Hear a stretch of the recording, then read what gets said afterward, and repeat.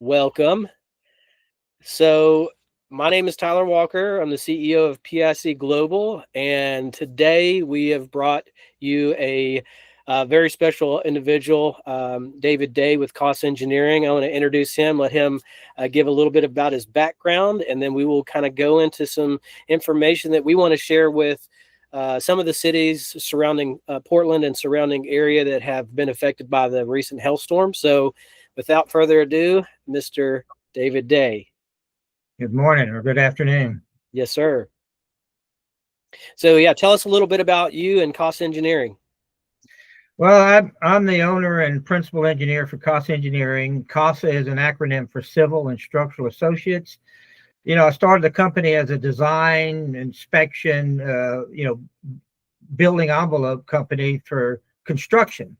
But I live on the coast in Cameron County, and I just moved to Houston recently, but you get windstorms, you get hailstorms, and when you do, you're one of the few engineers down there, and you're already dealing with insurance claims for the Texas Windstorm Insurance Association, which we'll be talking about later with TWIA. Yep. And so I got calls on how to handle the damage, and then because a lot of times the damage wasn't getting assessed properly, got involved in the claims process of was it damage and was it new or old or things like that. Because some of the buildings I'd already worked on for years and I knew the history of them. And then when they're calling something old and I know it's not because I just inspected it from the year before, I had firsthand knowledge. And so I started seeing more and more of this and started getting in more and more claims. First wind with the hurricanes that hit down there, Dolly and Ike back in 2008. Then we had a major hailstorm in McAllen, Texas in 2013. And so I got involved in the hail side of it. And then 2017, of course, was Harvey. When we met. Harvey, and that was real close to home for me too. And so what happened was that insurance claims took over the majority of what I do to now where I am a member of the National Association of Forensic Engineers, which only has about 1,200 members nationwide. So I'm one of the few engineers that has the credentials to back up my my inspections on storm-related damage. Excellent. Well, that's that's absolutely a huge credential that you have there, and so that's the reason we wanted to bring you on today, because we have a message for the city of Portland and the surrounding areas. So, we know that this recent hailstorms left a lot of families unsure of what comes next. Right? Insurance claims can feel overwhelming, especially when the first answer that you get doesn't match with what you're seeing on your roof. So that's why we brought in a trusted expert, Mr. Day from Cost Engineering. And so, what you heard, CASA provides independent licensed engineering evaluations across Texas, and they help ensure insurance carriers recognize the full scope of storm-related damages, which is so important. So today we're going to talk about what homeowners can expect from their carriers, including TWIA, and how to protect their rights to a proper repair or replacement. And so, David, thanks for joining us to help this community understand what's really happening out there. I want to start, just kind of asking a few questions that we can share with the community. First question, what types of damage are you seeing from the storm that the average homeowner might miss? Well, not only the average homeowner, the average adjuster might miss. For instance, metal roofs. They tend to want to use this term cosmetic. And very rarely, if it serves a function and that function is compromised, it's functional damage. So if you have a metal roof, first of all, if the ribs, that's a structural member of a metal roof, if that's dented or compressed or bent, that is structural damage. So right there, if it's structural damage, it has to be removed and replaced. Dents in metal tend to hold water, which it affects its water shedding ability. It also metal roofs, no matter whether it's aluminum or copper, they will degrade over time if their coatings or they are breached, because they react with other elements such as salt, such as metal in the here's a good fun fact: 5% of the Earth's surface is iron. So if you get iron on the roof, it's going to react with both the copper and the galvanized roof, and it will set up accelerate corrosion. And so you breach those surfaces by contacting with hail, and then just holding the water with the debris in it tends to degrade even aluminum and copper roofs besides the iron roofs. Yeah, so we know obviously metal's a little bit structurally stronger than your 25, 30-year asphalt roof. So talk to us about, as it relates to shingles, which, Yeah, make up a majority of the roofs, right. in the area. Talk to us about, what might be missed there, or, what we're seeing out there right now. The same thing with shingles. They tend to call divots all over cosmetic damage. Yeah. Shingles are a scrim, which is a saturated bitumen base, modified bitumen base. That's your base. That's your structural member. That's what the thread that holds the material down. Then they cover that while it's still hot. They cover it with granules to protect the underlying base. And so the granules serve four functions, as mentioned in the National Roofing Contract Association manual. Those four functions are ultraviolet protection, fire protection, ballast, which is the weight of them, resists the wind, and the fourth one is aesthetics. So 3 out of the 4 are structural. Any percent loss of granules is a percent loss of ultraviolet protection, fire protection, and ballast protection. And then once that gravel is taken off, and they always say, well, gravel loss is normal. Well, the excess gravel, because when you press that in the factory, there's going to be loose granules all over the place. They'll wash off in the first couple of years with wind and rain, but the rest are embedded in there. So the only thing that's going to take them off is a physical impact. And so they always want to use the term foot traffic. Well, people don't walk all over roofs. They typically walk in valleys, right around the edges. So you're going to get displaced granules, which now you have the underlying base mat exposed, which is subject to degradation with the sun's rays. Just like if you leave any plastic out in the sun, it's not corrode, but it will disintegrate over time. And so it's going to wear out, and then it's going to become weaker and thinner and subject to penetration with successive storms.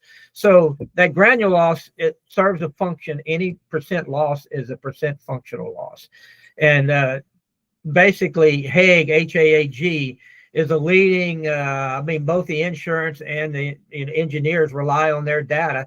And their data clearly says a hailstorm which displaces granules, exposing the mat, is damage. And they also say in that same Haag damage assessment protocol that 1-inch hail will damage old shingles and 1.25-inch hail will damage new shingles. So if you have inch and 3/4, 2-inch hail, well, it's automatically assumed you're going to have damage. And so if someone's saying you don't have damage, you've got evidence of 2-inch hail, well, right there we know we have a discrepancy.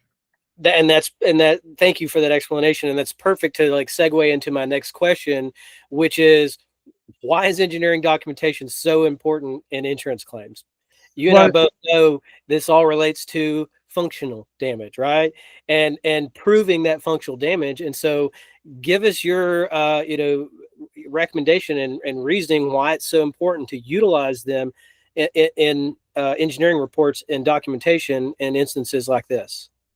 Well, engineers aren't any more authority on roofs than, you, a roofing contractor, a good roofing consultant.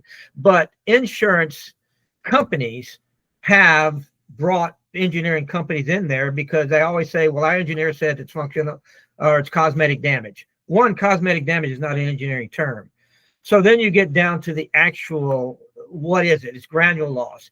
Is the mat exposed? What can happen when that happens? So if you don't accept the engineer's claim right away, they're probably going to bring out an engineer and they're going to pay for them. They're using your claim money to pay for engineers to go against you. And so you need a rebutting engineer on the other side. and there's not too many of us willing to do it. Now I work both sides. I used to do all the travelers work, and I still do through third party consultants insurance work, and I always tell the truth. If you have a claim or damage, I'm going to fight to the end to get it remedied. If you don't have a claim, I'm going to let you know. But when you have 2-inch hail on asphalt shingle, that it's not even debatable. And so I'm going to go out there and find the hits. Sometimes we'll blow them up with a microscope. You'll never see the engineers on the other side do that. They're going to take pictures from a distance to minimize the damage. And so we go out there to. I'm not out there to fight with them. I'm out there to show the damage and why it needs to be replaced. Yeah, that's absolutely right, and thank you for that, David. I think that you hit the nail on the head, or the hail on the shingle, with that. Yes. So what we're seeing too already, because of that, is a lot of these homeowners are seeing receiving like partial denials. They're seeing the insurance company pay for 3 slopes, but not the 4th slope. It's really interesting what's happening out there. And so what should a homeowner do if they see something like that, like a partial denial, or or just a repair estimate? Yeah. Well, first of all, hail is like dropping marbles out of a plane. They're not going to hit one side of a roof and not the other. Now there is, if you have a 12-12 slope and there's hail is wind directional. All hailstorms come from the northwest, and so when they're coming, so if you have a real steep slope, you'll get a lot of hail damage on the upwind side, and not as much. You'll always get some, but not as much. Possible in that scenario not to have a full damage claim on both sides, especially with metal. Granule loss will probably always be there, but 7-12 and less, which is majority of roofs in Texas, you're going to get equal damage on all sides. So unless you have a very steep roof, you're going to have damage because just gravity bringing it down on all sides. And they can't say, well, it hit here and didn't there, because hail doesn't discriminate. It's going to hit everywhere. Yeah, exactly right. So I mean, that leads me to kind of dig further into why people are being offered repairs instead of full replacements. And like you said, if it's there, it's there, right? It's plain and simple. But how, not many of these homeowners are probably getting up on their roof and really understand what that damage looks like. And that's why we think it's very, very important to not just trust what we're saying as a contractor or a consultant, but to bring in the experts like cost engineering, so that they can really fully understand the scope of damage, right? Because getting offered repair, that's a good thing, right? I mean, we know that there's damage there, but to what extent? And so, having you guys on that side, I think, is very important. And so, a couple more questions. I think we can, answer a few other things that I want to tie in the next question. What are the risks of waiting to get an inspection or a second opinion? Because we're hearing a lot of things like, yeah, we're just going to let Toya figure it out, or an insurance company said this, we're just going to trust them, right? Like, at the end of the day, that's what they want to do and what they should be able to do, right? But in your eyes and in your mind, what are those risks waiting to get a second opinion, or have somebody like you come out? Well, right when the storm hits, the biggest evidence that the storm hit your house is what we call spatter marks. When hail hits a metal or hard surface, it tends to wash off the debris and buildup of windborne debris, dust collected on metal surfaces. The stone, because it's wet and it's sharp and it's hard, will tend to wash those surfaces, and that wash is in the size. Actually, the hail size is actually a a lot bigger than the spatter mark, because it's like bouncing a basketball on a dusty floor. What the mark left on the dusty floor is going to be about half the size of the basketball. Right. And so with hail, the mark left on the metal surface is going to be about half the size of the hail. And that's been proven through a number of studies. Kuntz and I can't think of the other author now, have a big published, accepted by the insurance industry. So the spatter marks are going to diminish with time because more dust comes back over, and they tend to fade away after a year. So if you don't get in there, if someone like me doesn't get in there before that time, well, the evidence that hailstorm caused that damage, because then they could say, well, it could have been any number of storms from any previous years. And that's what they'll always try and do, is call it old damage. But if you have the spatter marks there, and they tell you the size, the direction that the hail hit, and it matches the size and direction of the storm, which we have meteorological evidence of, well, then you tie those two together. The other thing is, when you first hit the granule loss is still around there, and then successive rains wash it off. And so over time, it just gets uglier and uglier. And so sometimes they'll call it old damage, and then you come back 2 years later, and the whole roof looks really bad. Yeah. So you wait too long, you run out of the statute of limitations on getting your claim settled. You lose your opportunity to see the spatter marks. And so, time is on the side of the insurance, because one, they're working on your money, and so they're saving it. And so they're gonna. In fact, there's a book out about that. I'll hold it up right now, and I'll mention it later. Some other questions might come up. Delay, deny, defend. Why insurance companies don't pay claims, and what you can do about it. And what you can do about it is what we're talking about right here in this film. Get experts and know what they're talking about. Get consultants and know what they're talking about to refute their. And sometimes it's a difference of opinion, but most times it's just flat out wrong diagnosis. Yeah, it's factual matters, right? Which okay, so speaking of publications, right? Like in data, I thank you for talking about delay, deny, defend. I think it's a very important thing to understand how these insurance companies work. But my next question, I want to talk about a couple of things, and one of your publications also kind of might tie into this. What should homeowners know about TWIA specific claim challenges? I know you've experienced many of those, even to the point where you've written your own book about it. So tell us about some of those challenges specific to TWIA and insurance claims.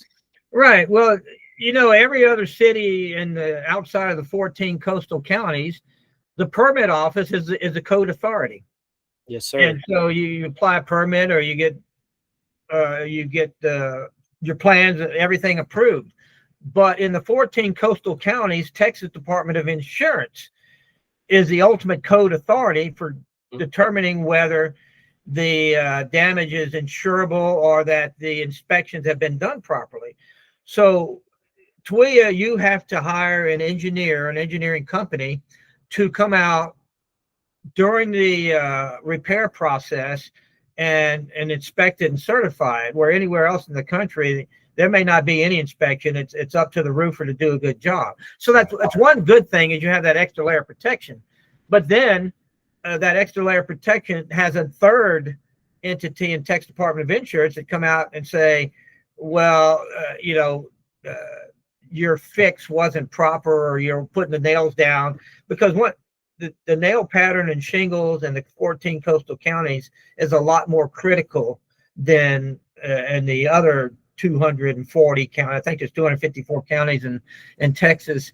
So the other 240 counties don't have to deal with the high winds, where actually, you get tornadoes out there, but in the 14 coastal counties, the underlayment placement, the shingle placement, all tiles have to be nailed. Whereas in outside of high wind areas, you could nail every third or fifth row, and sometimes not nail at all except at the bottom and the top. Right. So that's one big thing, and you have to have solid sheathing under it, which a lot outside of the high wind areas, you could just have battens and put your tile on it. So you have to have an engineer involved, and the engineer, even accepting it, could be overturned by Texas Department of Insurance. And that's what I wrote a book about. I was out there, and after Hurricane Dolly and Ike, getting hundreds and hundreds of roofs and going out there and inspecting them, saying, yes, it looks good, looks good, looks good. And then Texas Department of Insurance came out and audited and said the nails were overdriven, because when they use a nail gun, when you hit a nail with a hammer, it compresses the surface under the hammer. When you shoot it with a gun, it only compresses under the nail head. And so they were calling that overdriven, and we proved in court it wasn't. So not only can we can get your claim accepted and then fixed, now you got to deal with the inspection process being appropriately done. So I've been through the rigor and was taken off and put back on the inspection list, because I fought for my honor and my right to keep doing these kind of inspections, and without TDI controlling who does get to do it. And so it's the whole thing. Not only who gets to inspect, TDI can plays a big part in removing or replacing, and the good ones. And the more work you do, the harder they look at you. That's right. So make sure you don't get a rubber stamper out there driving and accepting your roof. Absolutely. And I, it's for reasons like that. And I hate to use this analogy, but at the end of the day, when you look at all those things, like what you've been through and what these homeowners are going through, one thing I typically say is, who are you going to trust more? You're going to trust the person telling you how much your check is that they're writing you, or you're going to trust somebody that is out there doing a third-party verification, who's been through this process, who's fought the battles, who's proved it in court with data. So I think that's absolutely critical to understand when you're selecting a engineer, to think about all those things. Just a few more questions and we can wrap this up. So thankful for your time today and coming on and helping the community understand what they're going through, because it's a challenge. It's not something that you would expect to, it's more likely to expect a hurricane down, on the Texas coast versus a hailstorm. But, weather in Texas is crazy. Another thing that we're seeing is the preferred contractor method, like the carrier is bringing in. Like, what's your opinion? Do you have an opinion on that? Do you think homeowners should have to use a carrier's preferred contractor? Do you have an opinion? Yes, I do. And what I've run across is when you have these big storms like the one in Portland, you literally have thousands and thousands of homes that are damaged. There's no 1 or 10 preferred contractors are going to be able to cover all that work. And so you'd be in a list, your number 100 in line, waiting on your preferred contractor to get out there. No, you have the right to your contractor. You have the right to your engineer and your attorney, your PA. All those are the homeowners' rights to hire who they want to. And not only that, to me, if they're a preferred carrier, I would start asking why. Why are they preferred carriers? Is it their ability? Is it their chumminess? There's just a number of things. I've seen some preferred carriers that I had worked with and I knew them, and because they were local and one of the best, the insurance wants to use them. But they're limited to 10 or 20 houses, and they can't get to thousands of them.